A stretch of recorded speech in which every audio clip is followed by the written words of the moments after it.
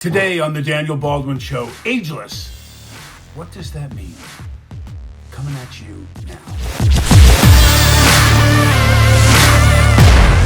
Good morning and welcome to the Daniel Baldwin Show. It is Monday, the 11th of August. Yes, August is 1/3 of the way gone. I'm coming to you live from my hotel room here in Buffalo, New York. Niagara Falls right in the background. Not home, on the road, because I just played in the Jim Kelly Celebrity Golf Tournament. Jim, as you may remember, is the 4-time Super Bowl quarterback of the Buffalo Bills back in the late 80s and early 90s, and a very dear and old friend of mine. I've been coming to this tournament for, over 25 years now, since in the 90s at least, maybe 30 years. 30 years probably I've been coming to this golf tournament.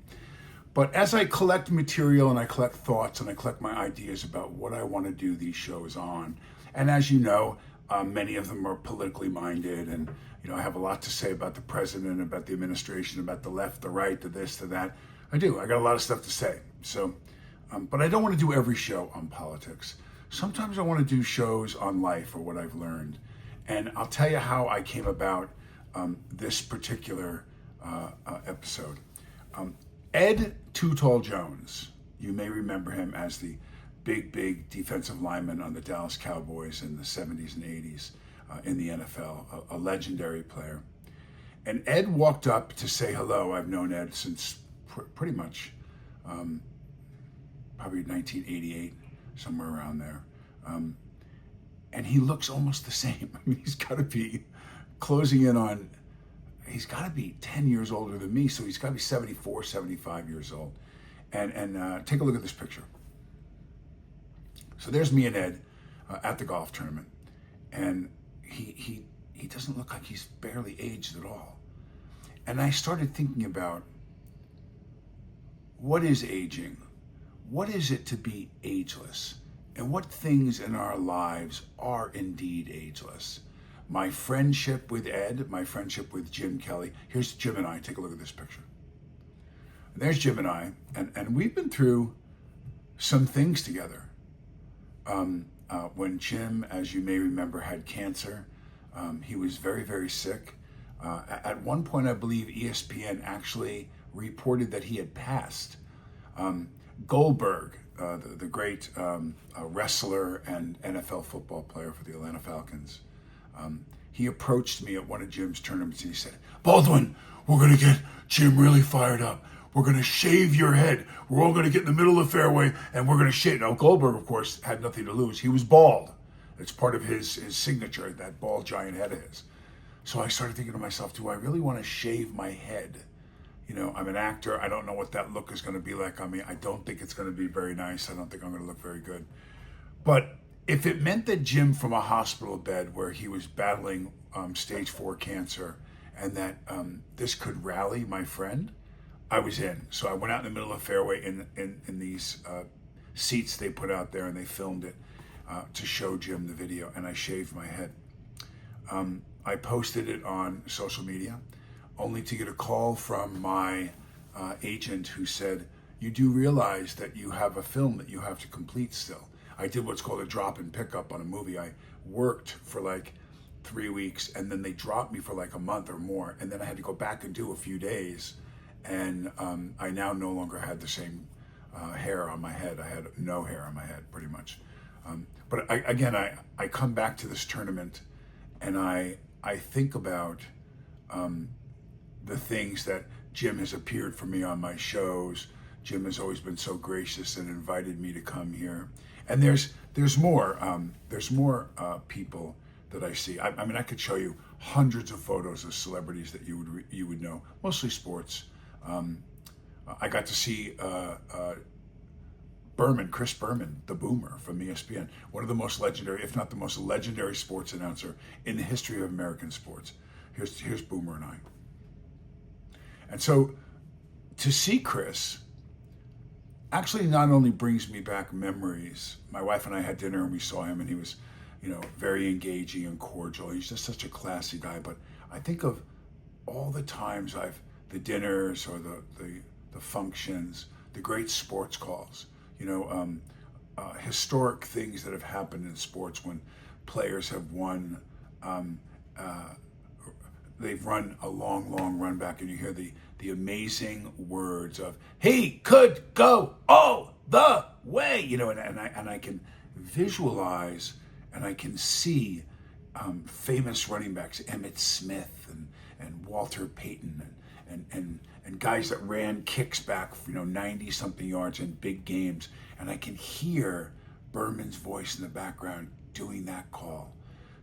Like when you think of Al Michaels saying, "Do you believe in miracles?" about the American hockey team against Russia when we upset them in the 1980 Olympics or whatever Olympics it was now. I can't remember. I'm getting too old. But I think about that. It takes me to a place. Now here's a picture for you. That immediately when I saw him, and he's a nice guy. Say what you want about what happened in his life. It's immaterial to me.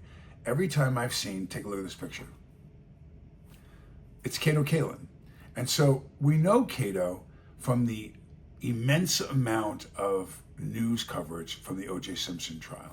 We know him because he was a key witness. He lived in the bungalow house behind O.J.'s, and he was a witness that.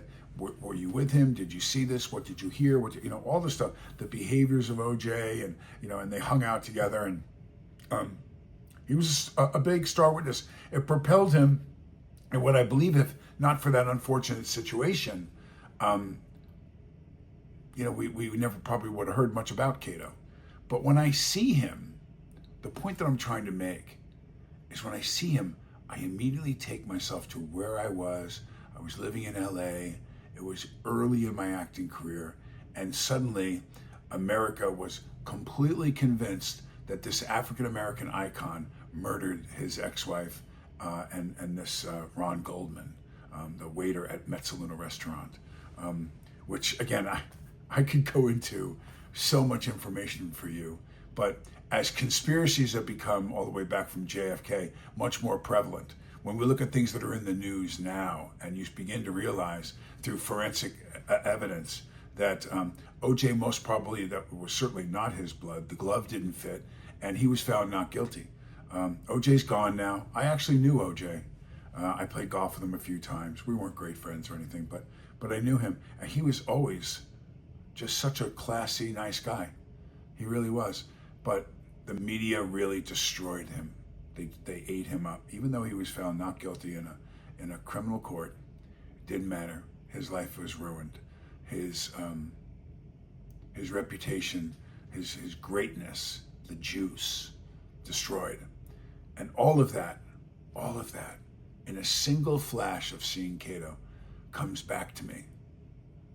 It comes back with a vengeance, and there were many others. There are many others here. Let me think of if I have some more pictures of people that really, and I'm not going to do a very long show.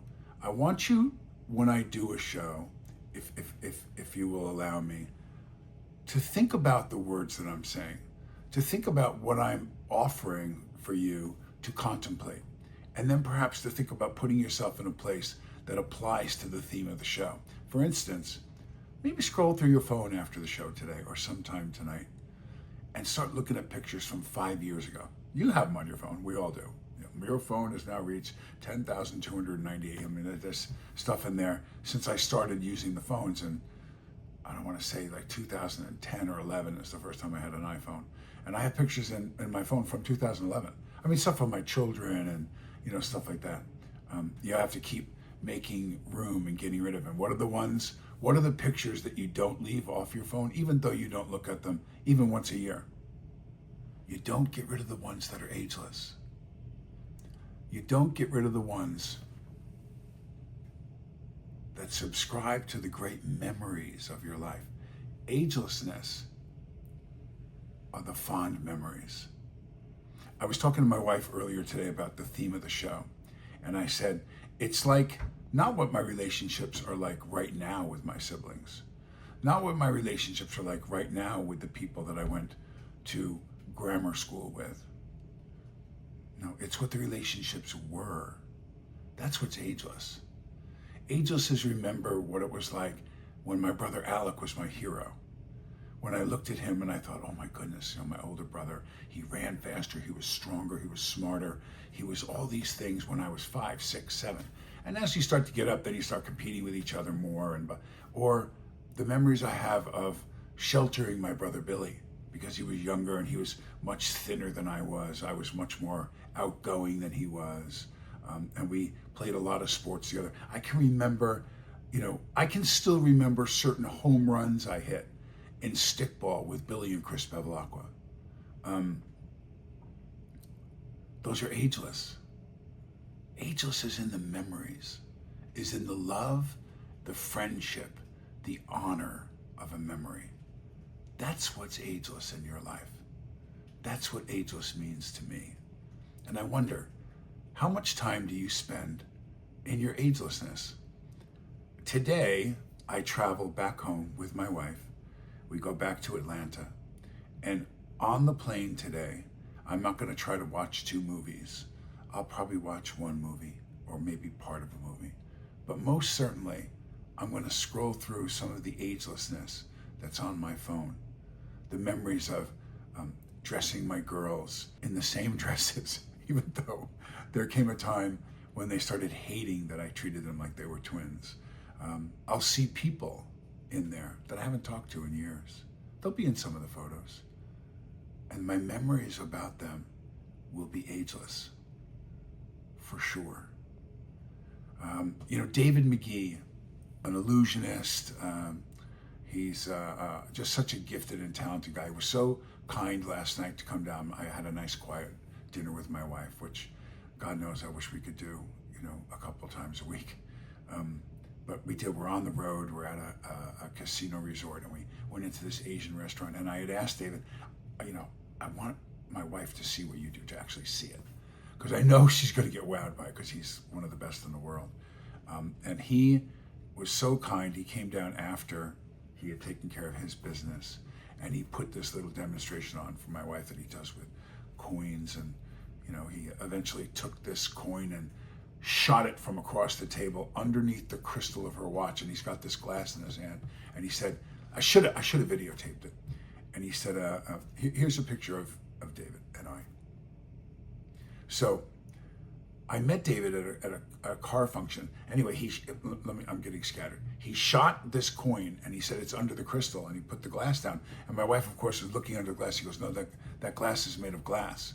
He said, I shot it under the crystal. And she looked, and we all kind of looked. Now, I saw him do this before. So she's looking, he goes, Deasia, under your watch, the crystal of your watch, in between her watch and her wrist was a $50 that she never felt or nothing. It just was underneath like magic. And so to watch her face look like, like she was 5 years old, wait, how did you do that? She pulled the coin fell out. She was like, oh my God. So anyway, David McGee, my memories of him are ageless. I fell in love with him at Jimmy Appoliti's car show in Florida. And when I was directing a movie, I said to him, do you act? And I hired him to be in this movie. And he made a couple of just crucial wardrobe errors where he was in this scene and he had to rip the shirt on this other actor. And I told him, don't do it until, I say, because we only have one of these shirts. And he turned around in the, I'm shooting a wide shot and I want to be close on the actor and then see him rip the shirt open, because I've got really one shot. He rips the shirt in the wide shot. And I went in there and I had them sew it together and put the buttons back on. It cost me like a half an hour. And I said, bro, I know you're fired up to do this scene. I said, but you can't rip the shirt until the last shot, because that's when I want to see, and the shirt get ripped open. He says, okay, next take, he rips the shirt again. He gets so into it. He rips the shirt again. Again, when I see David, I love David, and he's my friend, and we do things on Facebook together, and we get together from time to time at these types of events. And at least a couple of times a year. He invited so graciously my wife and I to come down to their home in Cancun to go experience Cancun from a living style. And we're probably going to end up going down there at one point or another, because now my wife loves David. But again, when I see a picture or I see something about David McGee, the great illusionist, my memories of him when I first met him, directing him in a movie, and certain things are ageless. They'll be with me until I'm 105. I will think of McGee so fondly, because it's the memories that are truly ageless. I am going to go hit the road. I'm not going to do a very, very long show today. I'm going to remind you, really, really hold close to your heart those ageless people and those ageless things that you have, because one day you won't have them anymore. Heavenly Father, we thank you for your guiding hand. We thank you for the protection that you provide for us. And Lord, please help me become the best I can be in everything I can be. The best husband, the best father, the best partner, the best human being, the best business partner, the best at everything that I can possibly be, Lord, is what I pray for today. And the best health. And I pray for that health for you all that watch and listen to this show. Amen. In the Lord's name we pray. So, I will ask you this. If you can subscribe, if you can hit subscribe, and if you could hit like and share the show with other people. I know it's a very, very short show, but it was a very concise and direct message that I want you to really think about. What does ageless mean to you? And who are those people and those things that are ageless? It could be a pet. It could be whatever it is. But take a look through those photos and you'll see the ones that pop out that are truly ageless, and they transcend you to that time when the picture was taken. Subscribe, like, share. God bless you, and I will talk to you again on Friday.